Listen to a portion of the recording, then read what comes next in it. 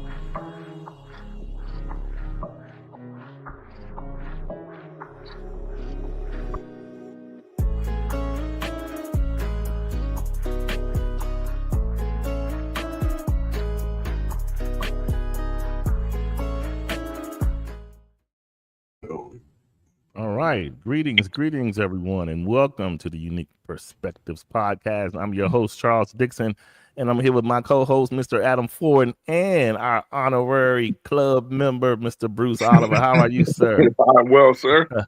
All is good. All is good. Yeah, man. So how's everybody's week been, you know?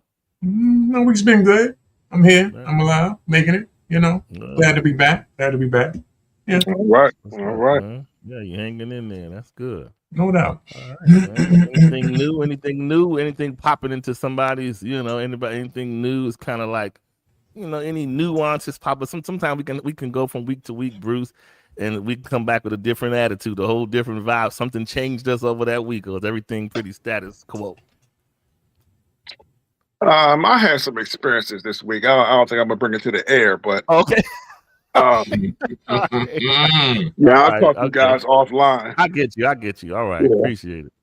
We know how it is, but man. So listen. So today's topic is very befitting for life. I think where life sits today for a lot of people, I think it's relevant to talk about just the basics of getting along.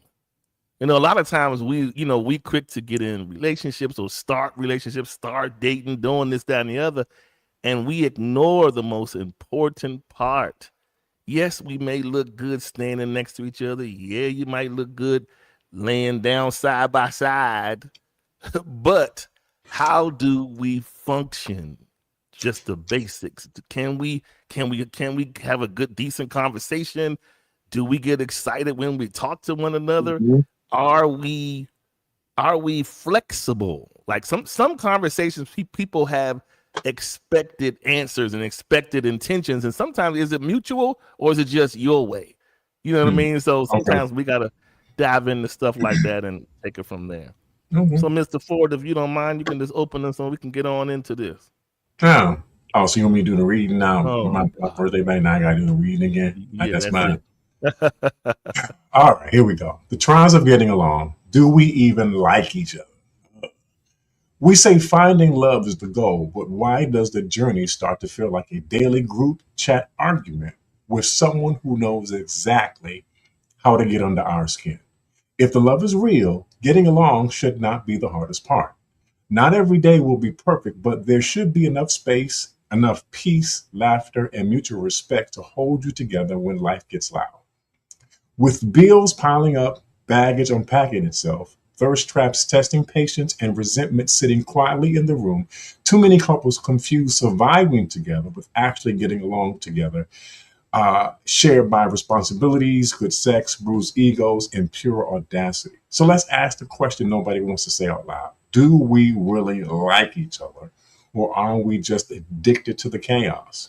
This week on Unique Perspective Podcast, we unpack mixed signals, petty arguments, silent treatment, and the moment you realize your partner may be your biggest trigger, not your peace. Man, that's kind of messed up, yo. God. I'm telling you, but that's the truth. In a lot of cases, and I think, that particular ending scenario can come from connecting too prematurely without establishing whether or not you really get along. And let's just be honest, the way the world is kind of set up, everything is set up for entertainment and we have an event. So everything is centered around what I see in the moment, what I desire in the moment, and then what happens shortly there. And as soon as you connect, we kind of use the connection to make you feel like we like each other. Like if you meeting someone, you going out and you being intimate or what have you, you'll begin to feel like, it'll start to feel like, even though you haven't really established that you really like them. It just, you just like, you started calling each other boo. You saying all these comfortable names because you're basing them off the bed. Right. You're not basing them off of really liking somebody. You know what I mean? So it can get a little crazy like that. Yeah. Well, I mean, this is why I believe those initial outings, those initial dates that you have with your person are so important and critical, because they establish the dynamic that your relationship is going to have. And that helps you to determine the viability of the relationship in terms of our compatibility, in terms of whether or not we have natural chemistry with one another. Through those first initial conversations that we have, in terms of us talking to each other, getting to know each other, in terms of us sharing our interest, sharing our life background, sharing our experiences, through the disclosure of that information, we're able to establish whether or not we fit together. But if you skip those conversations, and this is just about getting a one night stand, if this is just about you getting what you get, then you're missing the other aspect of the relationship. Now, it needs to be said that maybe you're not interested in the person. Maybe you're only interested in their body. Maybe you're only interested in what they have to offer you physically, which means you bypass the compatibility and the chemistry of the relationship, and you're going straight to the body. Or monetarily, can't leave that out. Well, yeah, monetarily too, right. If you're only interested in other things other than the person, then the viability of that relationship, you can't even call it a relationship. It's more of an exchange than it is anything else. The viability of that is going to be very, very short lived. Absolutely. You know what I'm saying? And so I think, again, like I said, I think it's important that those initial dates, they establish the pace and the tempo of the relationship. They help us to understand the person that we're with and whether or not we can actually get along. Mr. Bruce, what are your thoughts on some of this? You're on mute. You're on mute, bro. Yeah, there you go. I think nowadays, most people are so self-oriented that they don't have the capacity to really care. Really care about what the other person is dealing with in the relationship. Yeah. I think people are so traumatized from other relationships that they enter into the new dynamic subliminally selfish. Yeah, totally. And it diminishes their capacity to have the empathy and sympathy, and sometimes to have that overt care, period. Okay.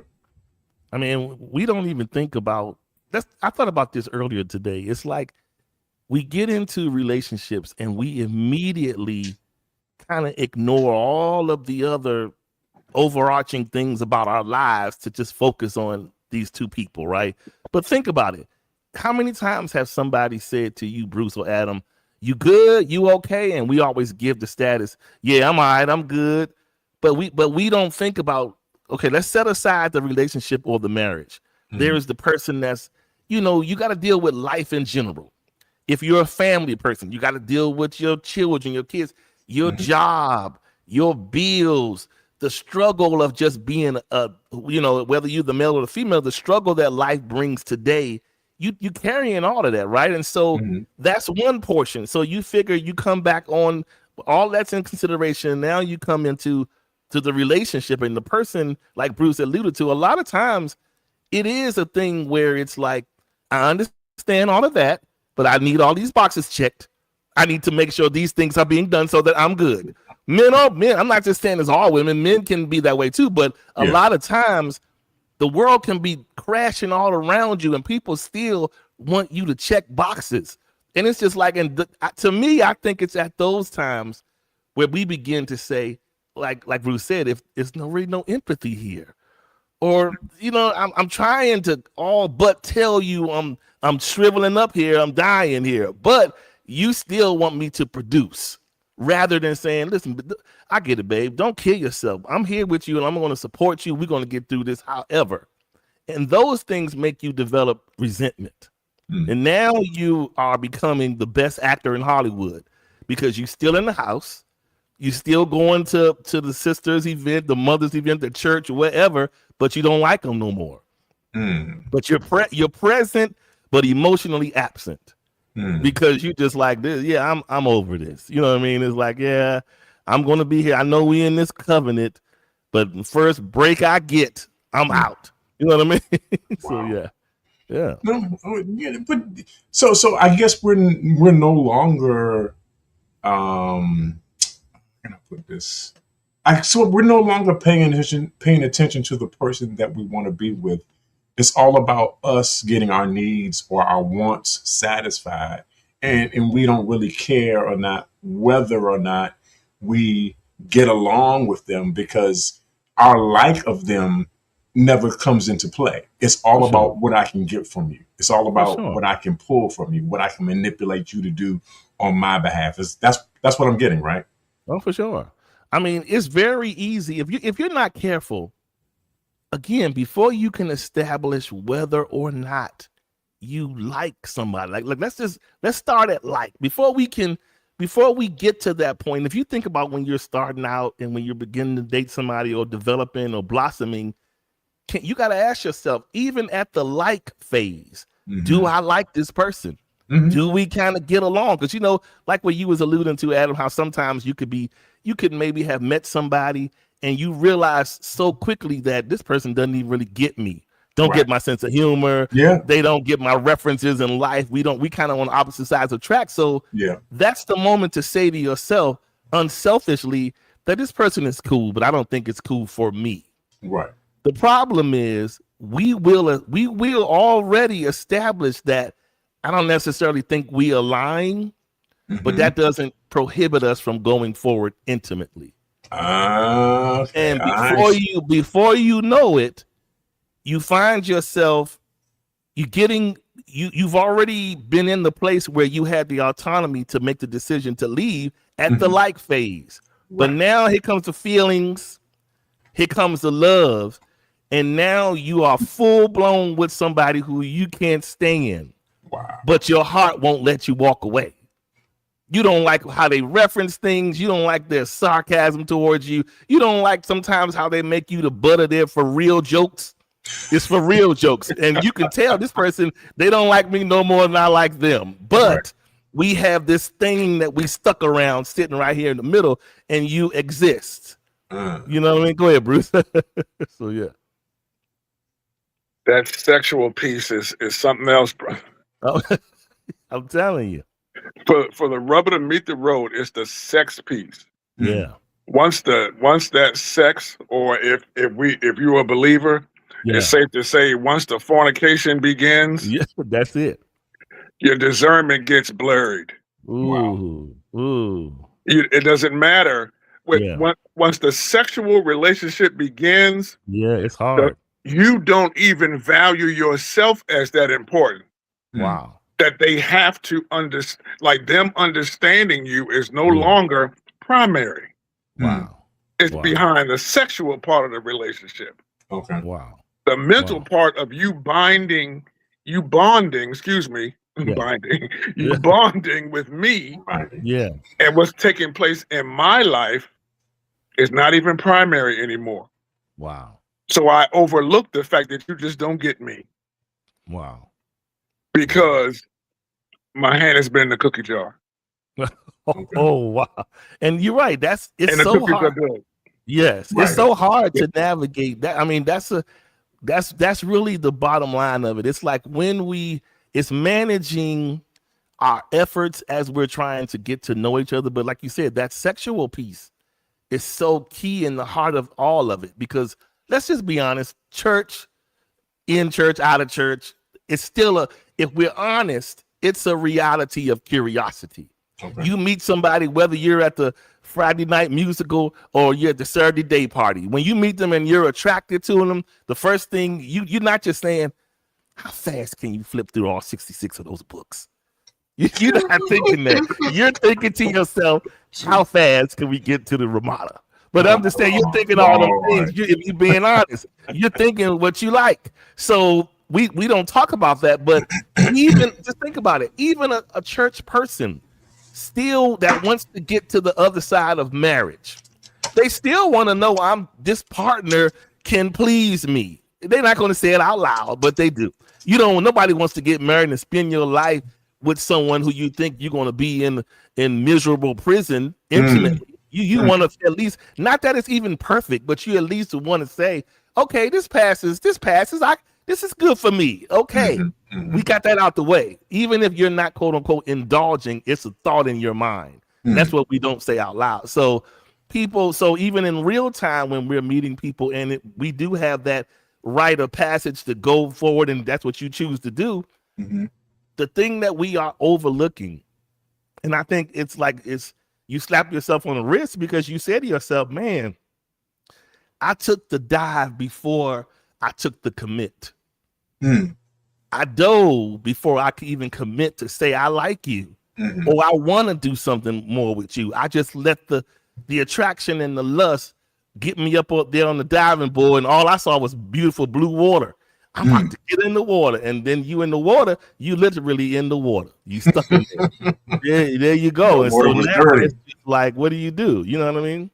So that water had all kinds of stuff in it, leaves. The water had deflated tubes in it, deflated crabs. The net to clean it or nothing, just dirt at the bottom of the pool. And don't let there be bodies up in that joint. Yeah. No, look, Bruce. Don't let it be other condoms. Right, condoms in the pool. You're like, oh man, you ain't cleaned your pool in how long? Right. Pool is dirty. So here's the thing, though, right? So what I'm getting from this, is, and this I'm gonna boil it down to this particular statement: I like what you got. I want what you got, but I don't like you. Ooh. That's how we boil it down, right? So what you offering me physically, it pleases me. It makes me happy. It gets me off. Wow. But as far as your personality, your intellect, your emotions, the character of your person, I could care less because I don't care about you. I just like what you got. That is cold-blooded all day long. All day long. And I would admonish all of us, check yourself, man. If you are operating like that, and I'm not even, let's go beyond the whole sexual thing. If you're operating like that in terms of your connections, your dealings with people, you're going to be a very lonely person. People are going to be able to pick up your manipulation of them because you have a certain something that they can make use of that benefits them but doesn't benefit the person who's being used. No. That's not what we want. That's not how you want to be. Yet and still we find ourselves in dynamics, connections, whereas we like what the person has and it pleases us to have it, but we don't like them. I'm only with you because you make me feel good. I'm only with you because it feels good to be with you. I'm only with you for what you have. I'm not with you for who you are as a person. Ooh, yeah. That's very cold. That's very cold, man.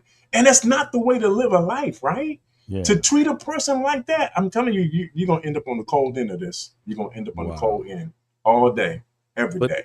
But it is it's like the days of old, the road to connecting, establishing whether you like somebody and committing and getting married, it's totally different. It's like nowadays it is oh man, it's like we at Vegas and you showing up to the blackjack table. It's just you rolled in the numbers and it's just like, okay, here we go. But this is one thing I will say that I think we don't think about. Even like whether you're at the married phase, committed, or even just seriously dating. If we're honest, what really kills a thing is when we identify a thing. And what I mean by that is sometimes we do too much looking, snooping, checking, and all of these things that we do to kind of call ourselves, not even if it's just about somebody having another person, we just too nosy into folks' life. And you got to let people organically show you who they are. Because once you ever notice, once you identify what you overly snooped for, it changes everything. Because now you have took it upon yourself to find, let me get to the end of Bruce right now. I don't have time to see if we can make it to Christmas. I need to know if I'm going to like him right now in the summer. Listen, Bruce, just like anything that we do in life, some things take a minute to mature and ripen. So you're making a judgment at a place where a person may not be right for you at that moment, but they like you. And so, again, there's only so much squeezing you can keep doing with a person. Because think about it, just like we squeezing oranges trying to get juice, after a while, you ever see how those oranges look when all the juice is out? It's nothing else to squeeze. It's all deformed and taking shape. So when you're doing this to a person, they don't have anything else for you to get from them. So it's like either you're going to take the chance to get to know them and get to like them, but this express treatment that we do when we go and take matters into our own hands, and then we say to ourselves when somebody questions you about it, well, I don't have time. You have plenty of time. Because if you're not with me, you're going to be with him, her, him, her, him, her. You got plenty of time, because I can see if your time was being bided in a way where you weren't compromising yourself. But let's just be honest. We're going to lay down over here. We're going to lay down over there. We're going to try that over here. We're going to try that over there. It's just a matter of choosing who we want to do it with. But it's not like something is not going to happen if you stop. You know what I mean? It's going to keep happening. So yeah, that's crazy, yo. Yeah, it just I personally have never been in relationships where I didn't like the person I was with. It's a conscious choice, right? Because I don't want to spend my time with somebody who only offers me one aspect of who they are. If you think about it like that, right? You're only offering me one dimension of who you are as a person, because I only like that part of you. That's crazy, yo. Yeah. The reality is, if I'm going to be with somebody, I'm going to be with all of them, right? I'm going to be with them in the totality of who they are as a person, not just one aspect. This is why I said at the beginning of this conversation that it's important to have those conversations to find out who this person is in all of their dimensions and all of their aspects. Okay? Because I guarantee you, if you're not going to like everything about them, you're not. But there ought to be a majority of them that you do actually like and can get along with. Yeah. But if there's nothing about you that I like, and I'm only with you because of that thing that you do, that you only do, that I like so much, and I don't like you. I just like the thing that you do. Right. Right. Back in the day, we had a word, and the word is afflicted. That's afflicted, yo. Yeah. That is straight afflicted. Yeah. You know what I'm saying? How can I marry somebody? And here's the thing, though, Charles. Here's the thing, though, Bruce. There are a lot of marriages, married folk, husbands and wives, who've been living with each other for years and years and years, don't like each other. Don't sleep in the same bed. Now we're not equating this, right? They don't even sleep in the same bed. You know what I'm saying? And we're not equating this with love, because love is a different thing. That's a completely different thing than like. Yeah. I'm with you for however many years, 10, 12, 15 years and I don't like you? Wow. That's that deep. is that. How did that wasted time and effort? That means you haven't had any real significant conversations about who you are as people. You've literally sat there for however long you've sat there in your marriage, in your relationship, and ignored the person for who they are. Never really got to know them for who they are. And because you've never really known them for who they are, you don't know them. And so now you don't even like them because you've never taken the time out to get to find out who they actually are as a person, beyond the physicality of who they are, beyond what they do for you in the bedroom. Yeah. I need some grown folk up in here with me. I really do. Because I think we have settled, we've settled for the sexuality of who we are. Yeah. And we've made that the whole. And we've neglected the emotional and spiritual and intellectual parts of who we are. Yes. Yeah. Go ahead, Bruce. Go ahead, Bruce. That's it. Just to back up what Adam said, we do not. We have to ask ourselves, especially around our age. Yeah. So around our age, us getting with somebody new, they've probably been married, or they've had a few relationships already. They may possibly have some children. Yeah. So we have to ask ourselves, what is the real relationship based on? If the whole is equal to the sum of its parts, then in order for us to have a real relationship, you have to give me the real you. Right. Wow. And that is what most people are not doing. Yeah. That's it. They're not giving the real self. People are so discouraged. Yeah. They're so disheartened. Yeah. To be themselves. Yeah.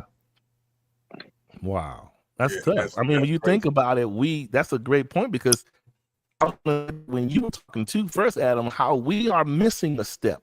We getting together, we're making sure that initial quote unquote chemistry is there. And then after that, we're navigating, but we missed the steps of exploration. And those exploration steps are the steps that make you say, wait, you look at that show too? Oh, and you go to that church too? You know, those things that make you say, aha, we connect. We're skipping those things, and we thinking that the performance phase is where everything is today. Right. It's why we have to make sure, if you look at TikTok, any of these things, Instagram, everything you look on there from a male perspective is like, wait, do you need to last longer? Do you need stronger this? Hold on, your woman will never leave if you do that. And you sitting there like, what is going on? So it's this whole sexual enhancement market. Right. And it's making people feel like, as a man or as a woman, I have to make sure my body stays sexable. Right. As a man, I have to make sure my tool is always readable. Right. You understand what I'm saying? Yeah. And so what I'm saying is it's putting us in a sexual performance mindset. It's like money, what your pocket look like, and what the action look like. That's the bottom line. Who cares about who likes who got your favorite color? That's becoming a thing of the past. Now it is meeting you, especially in this age group, like Bruce mentioned. In this age group, people already are established who they are. Sister Carolyn worked at the government for 30 years. She got her stuff. She already got her pension in line. So if a man comes around to be in my space, what is he going to bring? So then comes the performance, the thing. Or he good. I know you say I shouldn't have moved him in, but he good. So that's all we value at this phase. And so that's why you see the conversation at this phase about sex, because people are thinking, look, life-wise, I've already built what I'm going to build. And so, yeah, maybe I can get with you. You can show me a few other things and this, that, and the other. But for the most part, we are who we are. So what's left in the middle, the action piece or the traveling or whatever else you're going to do, that's what's left. You know what I mean? You know, another piece of that real life happening around our age range, when you hear that doctor say, you know, we ran your levels and your PSA levels are a little high. Yeah. We need you to come in and have a conversation with us. Wow. Who do you want next to you? Real talk. Ooh. Real talk. Do you want that woman who's really selfish, or that man who is selfish? Mm-hmm. They care. Yeah, I don't want to see anything happen to you, baby. But Right. I need help. I need help with the mortgage this month. For sure. That's it. Wow. That's real life. When you have to put your parents in the ground. Mm-hmm. Wow. Or in my case, at that one time when I had to put my child in the ground. I'm telling you. Yeah. Come on, who do you want next to you? Yeah. Real talk. That person that has the ability to feel you. Yeah. Wow. At the level that you need them to feel you on. Mm-hmm. That's it. Very important. Yeah. Wow, you need that, right? Because if you don't have that person who is with you, who is connected with you, and if you don't know that they're with you, if you don't understand that they are standing by your side every step of the way, and that is not just a thing that is sexually or performance driven, that this is based on a commitment that we've made to one another. You know what I'm saying? Yeah. I was before the show started, I was telling Charles about my little thing in terms of what I do in terms of, gauging the viability of potential partners. And I remember I was saying to him when I first moved to this area, in the process of my divorce, I was on, dating websites or whatever like that. I met this one particular lady, had a phone call with her. It wasn't even a long conversation. It might have been 15, it might have been 20 minutes.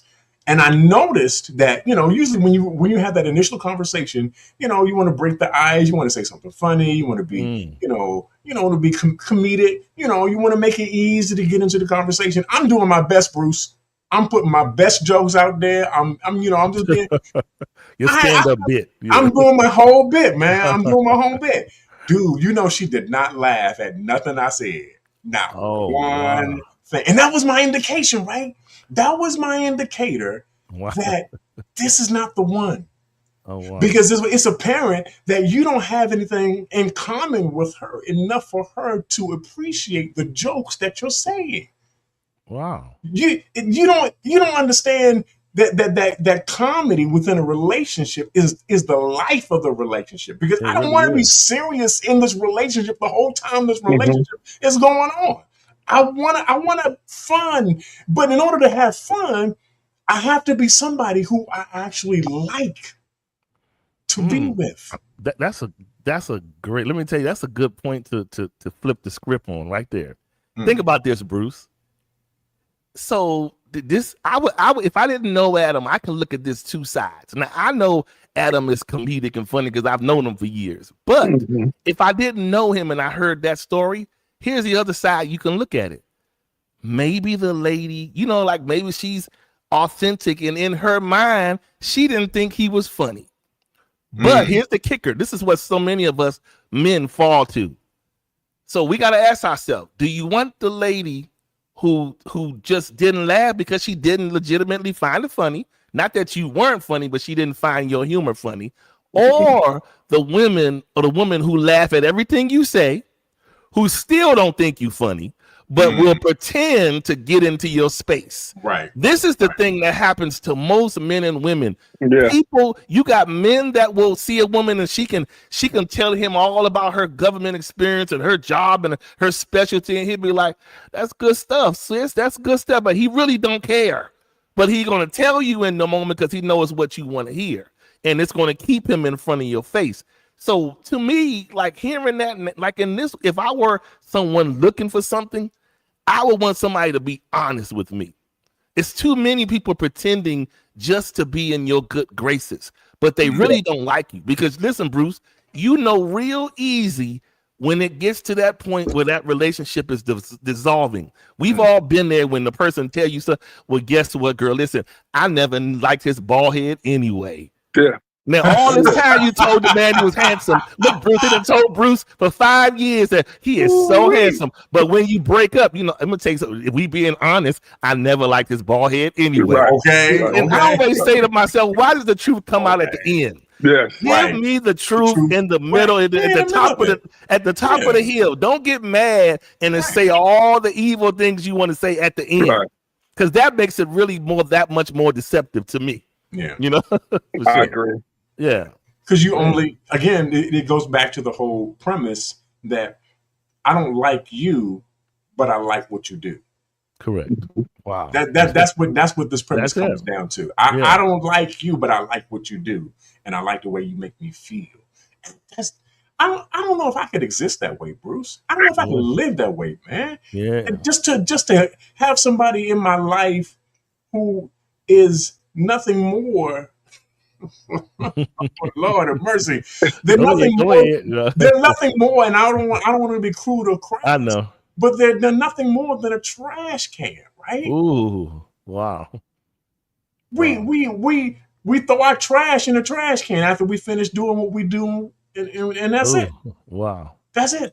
You know what I'm saying? No. And that's the thing about being married, that that married folk understand that every day is not we in the bed having sex every day. Yeah. That's not reality. Yeah. And when you get to a certain age, hey, y'all not gonna talk to me. I said when you get to a certain age, it's every once in a while, but every once in a while it's good. Hello, somebody. I'm just saying. But the reality is that we need more than just sexual activity in order to sustain this relationship. Yeah. I need to be able to engage you intellectually. I need us to be spiritual. I need us to have our emotions accessible to one another. Yeah. That is going to promote the viability of our relationship. And it really goes to the point of me actually liking being with you. Again, I don't want to be with somebody who I don't like. Wow. Because, again, another litmus test, Bruce, that I use in terms of gauging a relationship is whether or not we can go on a trip and we don't drive each other crazy. Think about it. You're on a trip and you're with that person for the duration of that trip, however many days that you're with that person. It's going to indicate to you whether or not you can handle them and whether or not they can handle you. Now, if you come back from the trip and both of y'all like, you know what, we ain't never doing that again, then you know what you got. Yeah. But if you come back from the trip and you're like, no, we should do that again. Again, you know what you got. Because you obviously have transcended and you moved beyond the physicality of the relationship. And now you moved into the space where we're actually building a relationship that is common to both of us. That we both have access, that we both like each other. And because we like each other, we want to spend more time with each other. And I'm not talking about having sex. I'm just talking about being each other's presence. Yeah. Bottom line. Real talk. Wow. You know, one thing that many of us don't do, I'll run through a couple of things and then we can go turn to you, Bruce, is a lot of us don't do the quote unquote, the everyday test where we ask whether you would choose to spend ordinary time with your partner, like running errands, just sitting in traffic, laughing, traveling, like you said, Adam, folding laundry, waiting at the airport. You know, if sex or romance was removed from the equation, would you still choose this person to be your everyday? Yes. And then we got to say, when it comes to under the banner of comfort and compatibility, long history can feel like compatibility. So you got to, meaning you got to discuss whether couples stay because the connection is healthy or because starting over feels harder. That's a popular one. Real talk. A lot of people stay because they don't want to do the redo. Right. They're not happy, but they feel like let me weigh these apples and oranges. I think I'm going to stay with this apple. Right. You know what I mean? If you don't, after a while, you're tired of eating apple, but you don't necessarily want to go through your palate adjusting to the orange taste. So you stay over there with the apple. And then here's the other one, the friendship question. Are you friends outside of being partners? Yeah. Do you share interests, laugh together, confide in each other? That confiding piece is big. And enjoy one another without needing a date night set up. You know, sometimes you can be with somebody and it's just, it always has to be something on the agenda rather than you just saying, what you doing? I'm gonna sit in your face. Right. You know what? I don't just do stuff like this. Listen, I mean, are we going somewhere or not? Because listen, this is not giving You're like, okay. So you know already this ain't gonna work. And then you gotta ask yourself, so why irritation grows? Talk about how small things become major triggers when resentment, unequal effort, poor communication, unmet needs, or emotional distance have been building underneath. That's a huge one. You know, and then let's see the roommate relationship.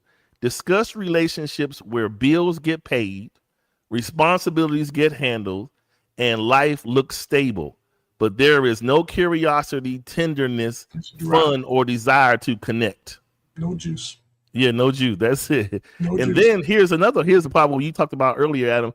Can attraction hide incompatibility? Chemistry can be intense, but ask whether physical attraction has ever kept people in relationships with someone they do not actually enjoy. Wow. Now, here's another popular one, the public versus private relationship. Some couples look amazing online or around friends, but are cold, annoyed, and disconnected behind closed doors. Why do people protect the image instead of confronting the reality? And then lastly, the emotional self-check. Do you feel relaxed and accepted around your partner, or are you constantly preparing for an argument, criticism, mood shift, or misunderstanding? Yeah, some good points. Telling you what you think. Okay, I have confessions. Okay, come on, here we go. Lord have mercy. Well, she doesn't watch the show, so she. All right, okay. I won't get a curse out afterwards. Okay. So, you know, I had gotten married. I was married at one point. Okay. I would say that before I tell the story, I would say this. As a person, if you do not see yourself growing spiritually or growing into a better person or a cleaner, quote unquote, person, then you ain't got to worry about it. You just keep conducting your relationship however you want to do it. For sure. But if you get with this person or marry the person for the wrong reason, once you grow as an individual, those reasons are going to become more pronounced. Wow. Yeah. Wow. So I was married. She was a prosecutor for PG. Oh, wow. Okay. The prosecutor for PG County. Okay. Assistant prosecutor. Okay. All right. Okay. I married her because we were friends for a while, you know, good while. But I married her, a beautiful woman. Okay. Gorgeous, gorgeous. However, how her mentality, how she was raised, how she grew up, did not reflect me. Wow. It did not reflect how I was raised and how I grew up. Had similar values, but you know, back in the day, Charles, we used to call them county folk. That's it. I was a city boy. Right. Maryland girl. A little nerdy girl. Yeah, a little nerd, right? Okay. So I asked her to marry me. But my core reason for asking her to marry me, you know, I was just starting my business. I was just starting to flip houses. I know where you're going. Go ahead. I knew that marrying her would take me into another tax bracket. Ooh. Right. And add a baseline of stability. Yes. That's it. And it did. Wow. And she went, I convinced her to go into your own practice. So she started her own practice. Wow. So the income tripled. Wow. And I was able to build. Wow. Okay. Now, if I was single, I still would have built my company, but it would have took a whole lot longer. Yeah. Oh, yeah. Whole lot longer. And I wouldn't have acquired half as much as I did. Yeah. Right. But that income in the marriage allowed me to do that. However, Lord have mercy. Help him, Lord. Help him, Jesus. Yeah. That had to do with church. The reasons for me marrying her became pronounced after the marriage. After a while, the income don't matter. Oh, When life begins to life, yeah. and you begin to grow as a man, I began to really realize how much I did not like these other aspects. Wow. Yeah, Or how wow. different we were in those other aspects. Wow. And I had to file. I made the decision to file for the divorce. Wow. Wow. Because I said I will never be to her what she truly needs me to be. Yeah. Because ultimately, and this is with the light of truth shining on me now, right? Yeah, that's real I'm talk. saying that I could never be to you what you really need me to be, and it's beginning to show in my responses. Wow. My little irritation. Lack thereof. Yeah. Hi, honey, what are you doing? I'm busy right now, baby. I'll call you back later. That type of behavior started coming forward because of the irritation and all that kind of stuff that was coming from me. So I had to be honest. Yeah, that's honorable, to be honest, for sure. Yeah, that really was a spiritual thing where I had to really, really repent for it. But people ain't trying to hear words like repent and stuff like that. No, but that's real talk. You know what I'm saying? I ain't trying to hear that. We need to hear that. We need to hear that. Yeah. I tell this because the reality of you have to get married for the right reasons. Yeah. And it can't be about the money or the physicalness and all that. It really has to, you really have to like the individual and the complete essence of who they are. Right. Yeah.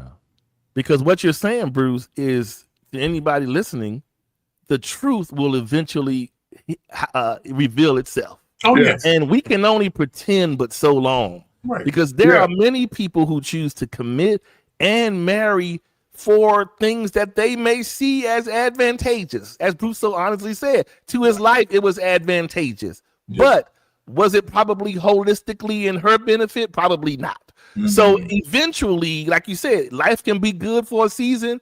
But when you're looking for that totality of contentment within yourself, and when you begin to feel it slipping or lacking, you like, something is not being properly addressed here. I don't feel like I should feel as a husband or as a committed partner. I need to just be honest with myself here. And so that was honest, because let's just be honest, a lot of times men won't just file.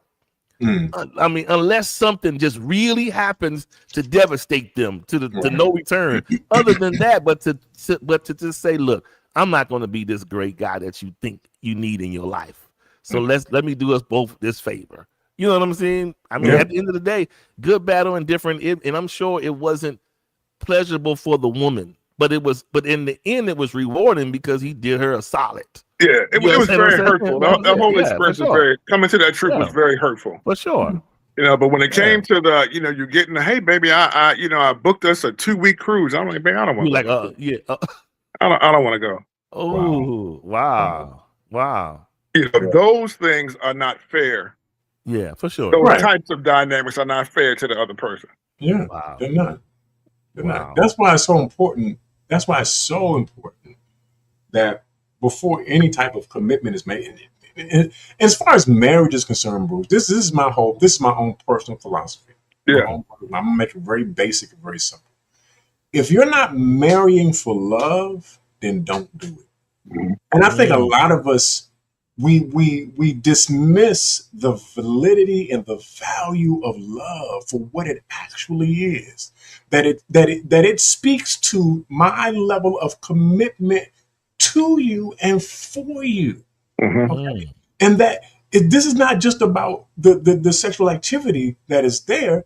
It's about us being together as people. And I want to share the rest of my life with you because I love you. Again, I know I sound like a hopeless romantic, but the reality is that if you're not marrying for love, you should not do it. You can't get married for kids. And I know they've done it in the past. You shouldn't get married for money. You shouldn't get married because she's for the sex. You should only get married for love. That's it.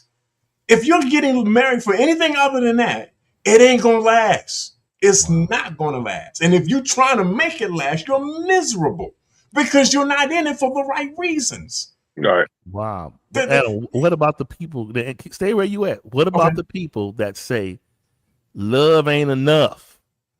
You got people out here that will tell you they've been around the horn a couple times. They done been married or divorced, and they'll say, well, and I've heard people say, well, I got married the first time for love. Now I'm getting married for the economics and the framework of it. And I would say to them, you didn't do enough work. Ooh. Yes. Okay. You didn't do enough work. Yeah. Because love is not easy. Hello, somebody. Love is not a trip to the picnic. Love is not going to King's Dominion and getting on a roller coaster. No, love requires work. Wow. Work requires effort. Effort requires time. We're not putting in enough time. We're not putting in enough effort in order to make our love work the way that it should work. When I said love, I wasn't thinking easy peasy on the easy street. What I was thinking of, we need to put in the work that is necessary to make this work, to make this love work the way it's supposed to work. And a lot of people shortchange the work that love requires. We think that love is just the emotion and we just feeling so lovey-dovey and I just love my boo-boo and I love my baby. And oh, she's so good. She's so good. When did you do the work to make the love work? Y'all not going to help me. I know I was gone last week and I'm not trying to do a whole lot. But all I'm trying to say is y'all sitting here making this love word not worth what it actually is. Love requires work. Love requires work. If you're not going to do the work, don't play with it. Get out. Leave. So I can get with somebody who's going to work with me. Yeah, do the work. You know what I'm saying? That's good. We're not putting the work in. And you say love is not enough. Love is absolutely enough when you do the work to make it work with the right person. Oh, come on here!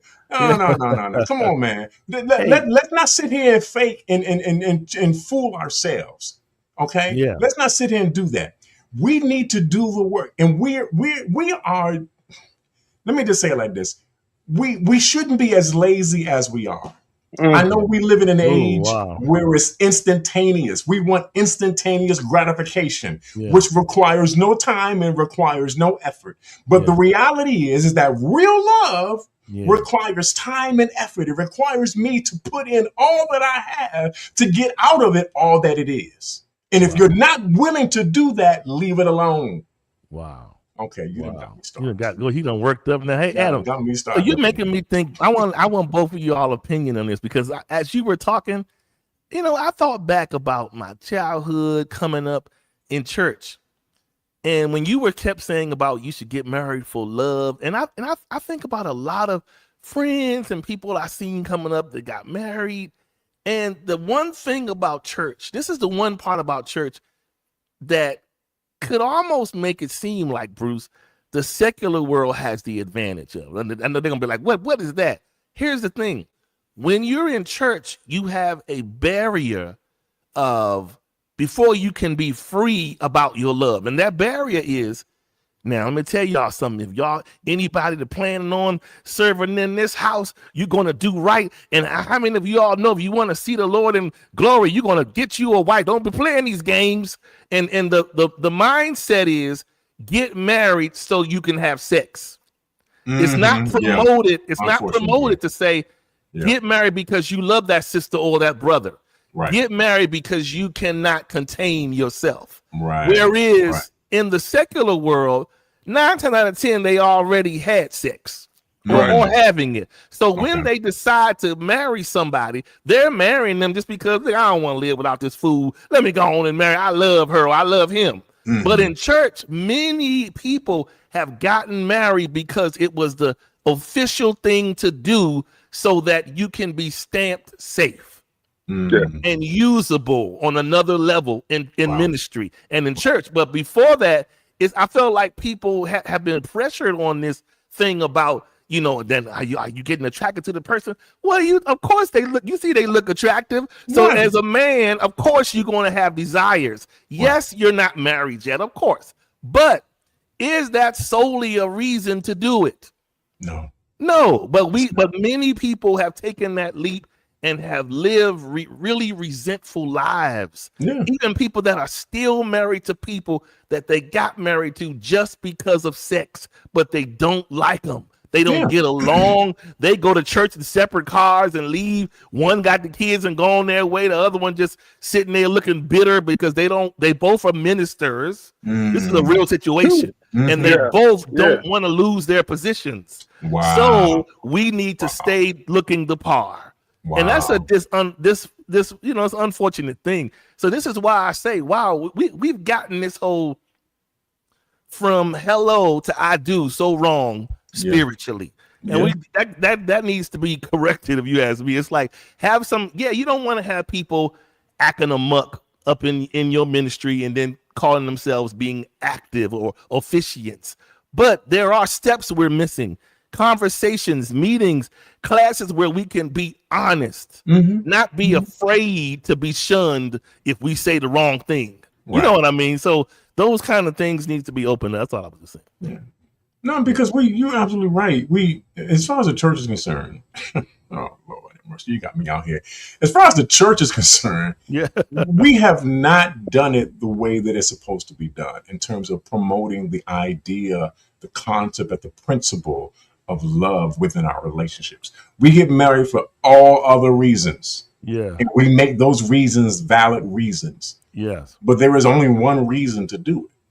And that is because you love the person who you're with and you want to be with them. Any other reason less than that does not work. And the marriage will not work. And you will not be happy in that marriage. You will not be happy. I was sitting there thinking myself personally in my own family. I know of a couple of people in my family pretty close where they their marriage was almost as if it was an arranged marriage. Not that there's anything wrong with that. If that's what you do from your culture, then okay, fine. But it just made it seem as though the people who were involved in the relationship or the marriage really didn't have a choice in the matter, as if somebody else was making the choice for them. And so they're with this person. Oh, that's a double whammy right there. They're with the person that they don't even really love. And God knows they don't like them. Wow. So what are you going to do? Bless their heart. No, when is the day going to come when we finally realize that we need to stop living under the facade of what we think is real and actually come into what is actually real? Wow. When are we going to do that? You know what? I think when I turned 50, and I think a lot of people say it, a switch flipped in me. Yeah, wow. And I'm not going to sit here and play games. Yeah. I'm not going to sit here and not be honest. I'm not going to sit here and make you feel good about something that ain't right. Right. No. At this point in time in my life, Bruce, my life is a little shorter now. I have less years now. So I need to make sure that I make the most of every year. Wow. And tell the truth. Wow, that's good. And now, as uncomfortable as it might be, it's the real. truth. Yeah. And at the end of the day, Charles, it will set you free. Right. Now, it might hurt you and it might sting just a bit. Yeah. But the reality is that if it's truth, it's going to help you and it's going to heal you. So I'm not going to be with somebody who I don't like.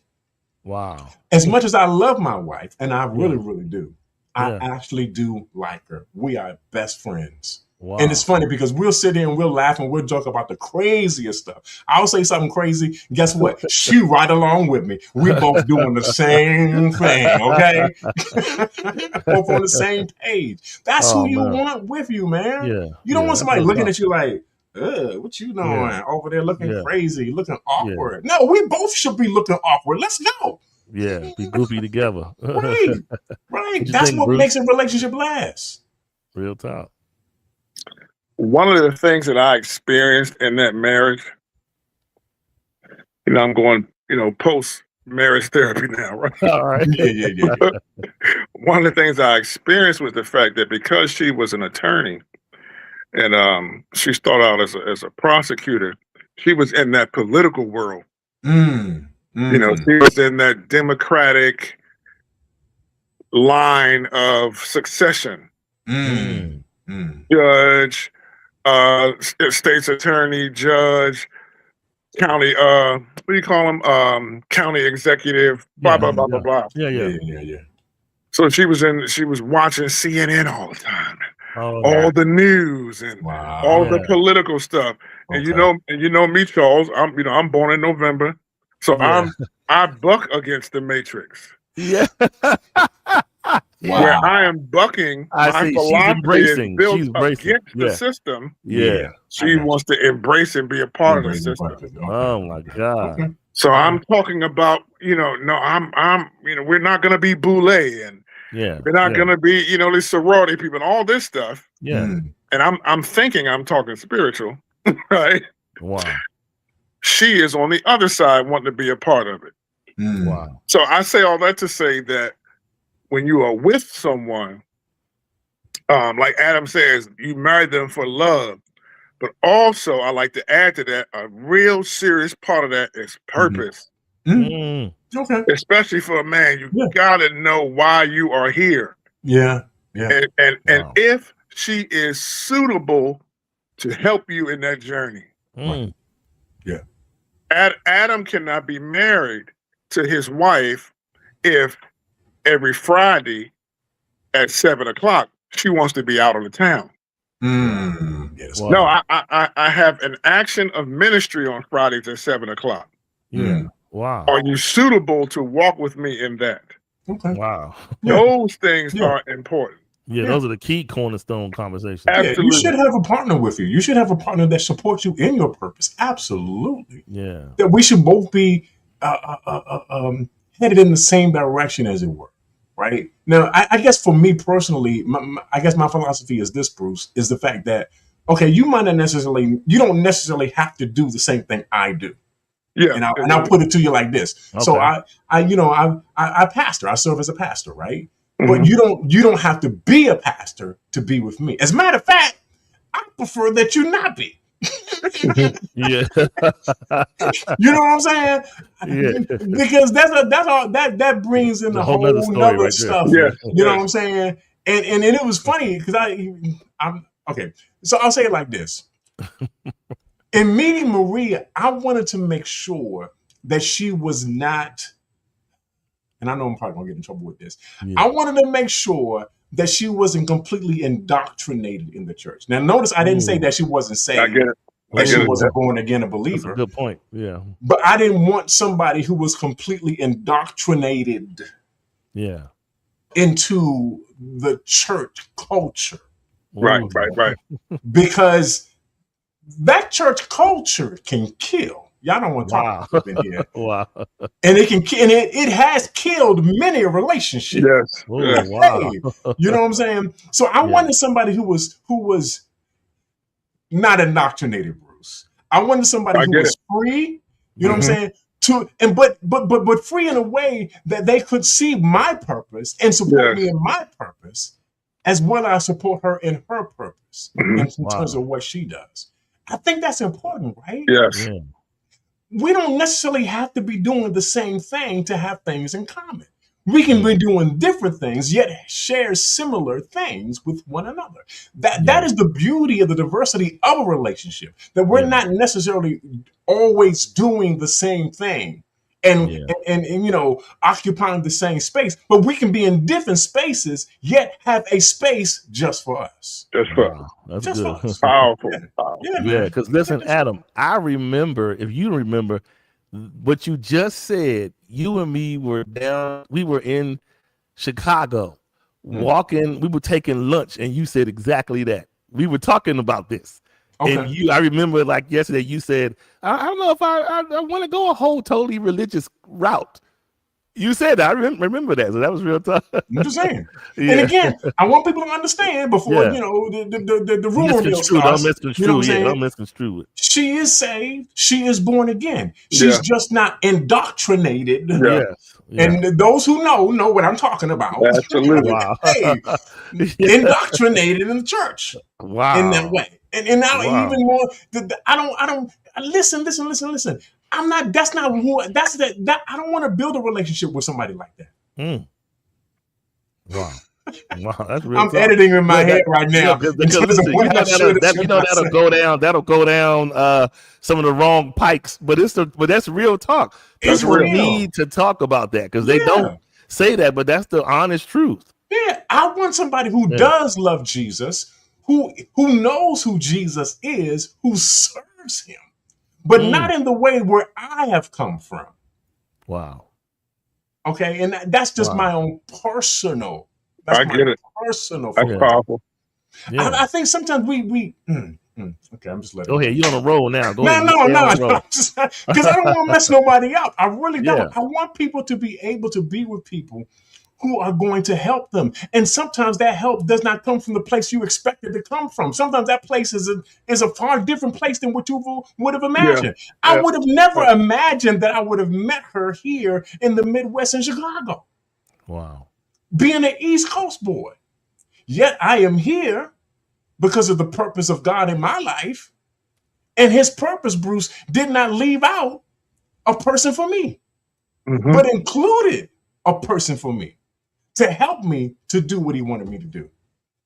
And that's my Sunday school lesson for today. Wow. That was good, right, Bruce? Good stuff. Good stuff. Wow. Yeah. I mean, man, listen, that's when we start, especially as men, if we, regardless of what the world paints in our way today, vision starts with us. And our truth starts with us. Before we can set down any path of any relationship or marriage, we have to set the truth tone. And that truth tone starts with us. And like you said, gone are the days of our doing stuff, Bruce, just because we want to experience. Because we realize them experiences have expelled many of us, right? Yeah. We got the experience, but we also got expelled as a result of taking that jump. So when you learn, you say to yourself, look, like what Adam said, you sometimes when you are choosing your mate, you do want to choose, the person that has the less conflicting static in their life with your life, so that you guys can be cohesive, and the things between you can also, while maybe not the exact same, they can be complementary. Right. To some degree. I do think every marriage needs to have some sort of complementary bridge to one side to the other between each other, or you will find yourself falling apart real quick. So you need to do that for sure. Because if we're not complimenting each other, then we're like tearing each other down, right? Because because to compliment means to in a way support the other person. So if I'm not being supportive in what you're doing, then how can I expect you to be supportive in what I'm doing? That's not a fair exchange. That's very one-sided. You know what I'm saying? And so we need to be able to see the importance of what that person is doing, what they are doing, see its importance, and go, you know what? I'm going to help you with this. Let's go. Let's get this done. Wow. You know what I'm saying? Because we're working together now. We're working as a cohesive group. As a matter of fact, the scriptures do say, Bruce, that the two shall become one. Yes. You know what I'm saying? But in order for that two to become one, there has to be at least I like you a little bit involved. Something got to be involved. Yeah. Something. You know what I'm saying? Yeah. And then it's like if both of you were alike, then one of you would have been unnecessary. Oh, you definitely don't need to have her doing the same thing you're doing. You don't. Like in that scenario that I was in, like they would they would have them political dinner shows. Yeah. and I was like, all right, you got a suit and tie. I ain't no suit and tie kind of guy. Yeah. Right. I'm straight from the block. Right. Yeah. I would do it. Yeah. For the aesthetics of it. Yeah. But my personality is raw. For sure. That's it. So we could be around these bougie bon-ton blacks, excuse me. Right. But my rawness would eventually embarrass her. Ooh, wow. Okay. Wow. Well, you know what? Let me say this. So, and I guess the way I look at it is, she loved you, or should have loved you. And I think I said this earlier. She should have loved you for all of who you are, not trying to pick pieces of you to love or parts of you to love. So I'm only bringing the behaved Bruce to the dinner party. I'm not bringing the brash Bruce to the dinner party. I only want the Bruce that is, he says yes, he says no, and that's it. I don't want the Bruce that voices his opinion. That might be different than the entire room. See, that's the problem, right? Because it shouldn't just be about loving one aspect of Right. you or enjoying one aspect of you. When I love you, I love all of you, the totality of you, your entire you. I'm not just picking and choosing like you're a menu.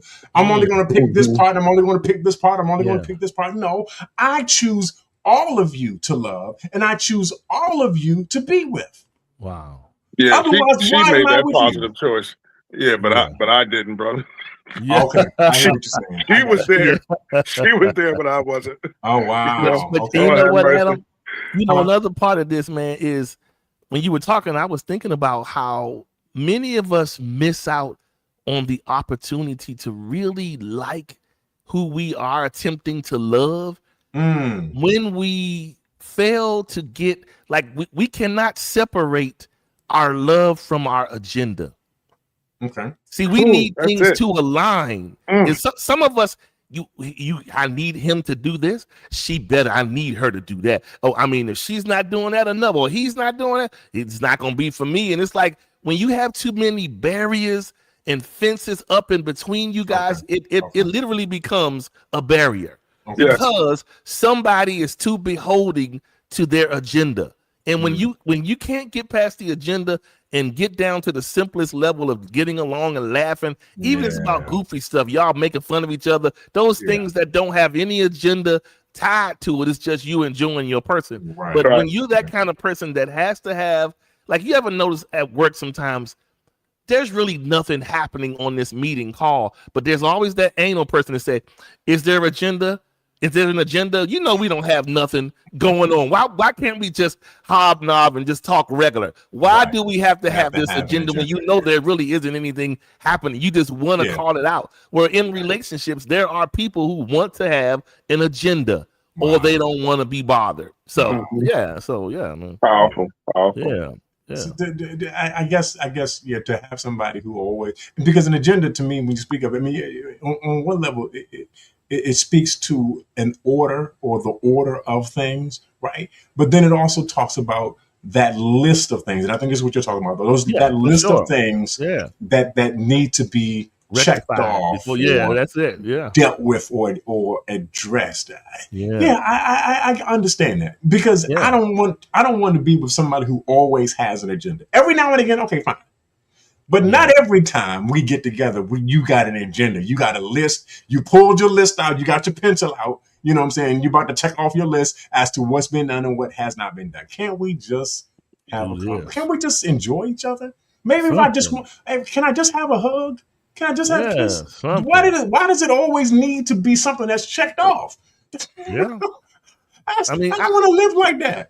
But I think a lot of this, if we're missing this one part, a lot of this has to do with the world around us, social media. And a lot of people literally feel like if they're not in the in crowd of what's happening and what's popping outside, or is my husband taking me over there, is my man taking me, is my woman doing this, we get lost in things that we see that we really don't know the truth behind. That's true. But we get caught up with it and we want to feel like, we always have to be moving and shaking or we're not relevant. But meanwhile, we're just becoming great actors. Because a lot of times, I don't want to do it. You may not even want to do it, but it's the thing to do and the place to be. So let us go together. I'm like, nah. So we got to definitely be better than that. Absolutely. Yeah. Totally. Man, people have become so mission focused. Yes, that's what I want to say. That they lose emotions. Yes. Everything is about the mission. We got to reach the primary objective. Okay, I'm the primary objective. Let's go. Yeah, that's it. I'm telling you, we got to do better than that. And like you said, but here's the deep part about it. We good at keeping every agenda, Bruce, but we will never, ever ignore the sex part. We can be tight about everything else and lax when the sex part. With the sex part, okay, you said we're going to do this, that, and the other. I thought you had an agenda. Well, not today. That was the agenda. Yeah, keep the agenda. So, man. So that thing is tricky, man. I tell you. Man. Okay.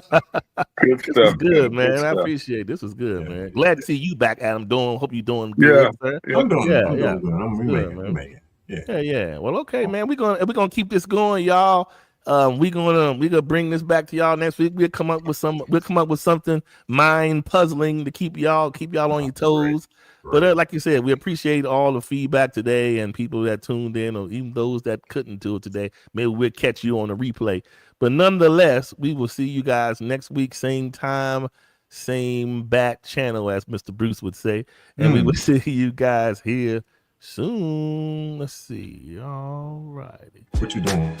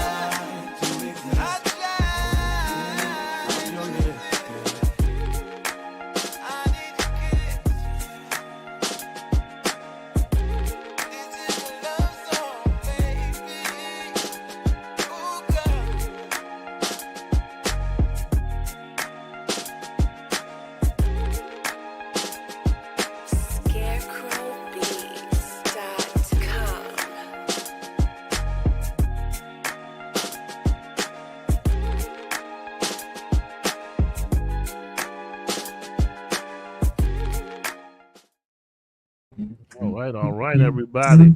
Anyway, we're definitely gonna. You got anything closing out on, Sarah? You good? No, just be honest with yourself and figure out whether or not you like them or not. Don't waste it. Don't waste their time and don't waste your time. Wow. If you don't like them, come on, don't do that. I don't think the dog likes y'all. But anyway, yes, we're gonna talk about this. That's what we're doing then? Yeah.